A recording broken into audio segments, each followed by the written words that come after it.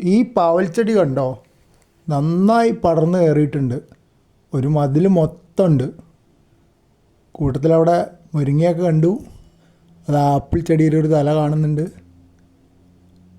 പിന്നെ നല്ലോണം പൂക്കളുണ്ട്. പക്ഷേ പൂക്കളെല്ലാം കായയില്ലാത്ത പൂക്കളാണെന്ന് മാത്രം. തളിരുകൾക്കും ഒരു കുറവില്ല, ധാരാളമായിട്ട് കാണുന്നുണ്ട്. എന്താ കാര്യം? സാധാരണഗതിയിൽ പനിക്കൂർക്ക സാധാരണഗതിയിൽ ഒരാഴ്ച കഴിയുമ്പോഴേക്കും അവിടെ കറിവേപ്പിലയും കാണാം. എല്ലാം നന്നായി വളരുന്നുണ്ട്.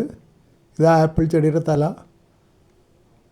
അപ്പോൾ ഒരാഴ്ച കൊണ്ടൊക്കെ കായുള്ള പൂക്കൾ വരാറുണ്ട്. പൂടാൻ തുടങ്ങിക്കഴിഞ്ഞാൽ ആദ്യം കായില്ലാത്ത പൂക്കളുണ്ടാവുക, പിന്നെ കായുള്ള പൂക്കളുണ്ടാവും.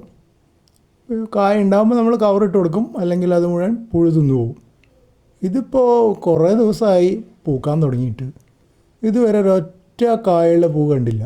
അതാണ് ഇപ്പം എൻ്റെ വിഷമം.